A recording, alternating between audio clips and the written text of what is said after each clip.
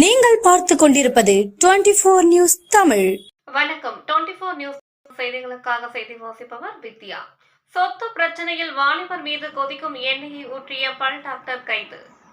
ஆரல்வாய்மொழி தெற்கு பெருமாள்புரத்தை சேர்ந்தவர் ஸ்ரீதர், வயது 25. இவரும் ஆலடி நகரை சேர்ந்த பல் டாக்டரான சிவ அமர்நாத், வயது 26 என்பவரும் உறவினர்கள். இருவருக்குமிடையே சொத்து பிரச்சனை இருந்து வந்ததாக கூறப்படுகிறது. இந்த நிலையில் சம்பவத்தன்று இப்பிரச்சனை தொடர்பாக பேச சிவா அமர்நாத் வீட்டுக்கு ஸ்ரீதர் சென்றுள்ளார்.